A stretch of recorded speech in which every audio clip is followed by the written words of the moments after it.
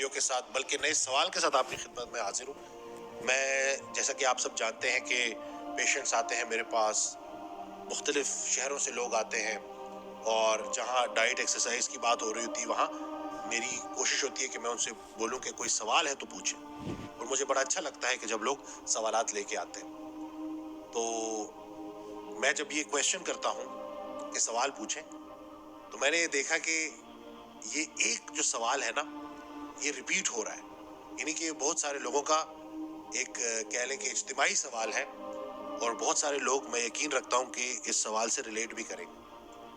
جب میں لوگوں سے کہتا ہوں کہ کوئی سوال پوچھیں تو وہ کہتے ہیں کہ ڈاکٹر وسیم، ہمیں جو ہم ڈیزرو کرتے تھے ہمیں ملا نہیں، ہماری قدر نہیں کی گئی۔ میں جو سمجھتا ہوں کہ مجھے جو میرا دام لگنا چاہیے تھا یا جو مجھے مقام ملنا چاہیے تھا وہ ملا نہیں، لوگوں نے میری قدر نہیں کی، جس ادارے میں کام کرتا ہوں اس نے میری قدر نہیں کی، یعنی کہ یہ گلہ ہوتا ہے ان کا۔ تو اس دن میں آڈیو سن رہا حضرت واصف علی واصف رحمۃ اللہ کی، تو اس میں ارشاد فرماتے ہیں کہ اپنی قیمت لگانا بند کرو۔ یہ جو اپنی قیمتیں لگاتے رہتے ہیں نا کہ ہائے مجھے تو وہ ملا نہیں جو میں ڈیزرو کرتا تھا، یہ فوراً گلے میں چلا جاتی ہے بات اور ناشکری میں چلی جاتی ہے۔ اب سے ہم کیا بولیں گے کہ جو بھی مجھے ملا اللہ نے مجھے میرے حق سے زیادہ دیا۔ نعمتیں گننا تو شروع کرو۔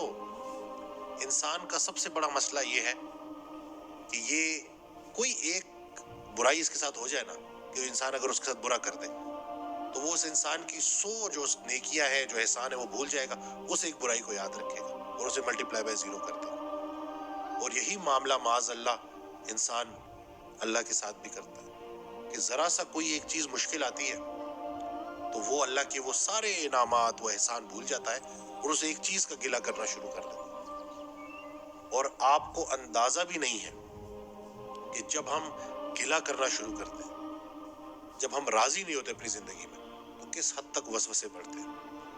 ہم کسی چیز پر بھی خوش نہیں رہ سکتے۔ جو انسان 5 مرلے کے گھر پہ خوش نہیں ہے نا، وہ 5 کنال کے گھر پہ بھی خوش نہیں ہے۔ یہ بات سمجھیے کہ یہ کتنی ضروری ہے، اس بات کو سمجھنا۔ خوش نصیب وہ ہے جو اپنے نصیب پر خوش ہے۔ تو آج سے ہم یہ کہنا شروع کریں گے کہ یا اللہ، تیرے مجھ پہ اتنے احسانات ہیں، آپ کے مجھ پہ اتنے احسانات ہیں کہ میں جو آپ نے مجھے دیا ہے نا وہ بالکل بہترین دیا ہے، اور میں اس پہ راضی ہوں۔ جو جیسا آپ بہتر سمجھتے تھے آپ نے بالکل ویسا مجھے دیا، بلکہ اگر کہیں یہ بھی کہنا پڑے کہ آپ نے مجھے حق سے زیادہ دیا ہے تو یہ بھی غلط نہیں۔ دیکھیں کتنی نعمتیں ہیں، گننا تو شروع کریں۔ یہ نظارے بنائے اللہ نے، اور اس کے بعد اس کو دیکھنے کے لیے آپ کو آنکھیں دے دی، عقیدہ دے دیا، ایمان دے دیا، والدین دے دیے۔ ہم اکثر گلہ کر رہے ہوتے ہیں، اکثر لوگ آتے ہیں اور مرد آتے ہیں اور وہ کہتے ہیں کہ میری وائف جو ہے بڑی بدتمیز ہے، تو اس بدتمیز وائف کو اپنا نصیب سمجھ کے قبول کر لو۔ باہر کی ساری دنیا آپ نے راضی کی ہوئی ہے، اور ایک جو آپ کے گھر میں جو آپ کا ہم سفر ہے وہ آپ سے راضی نہیں ہوتا۔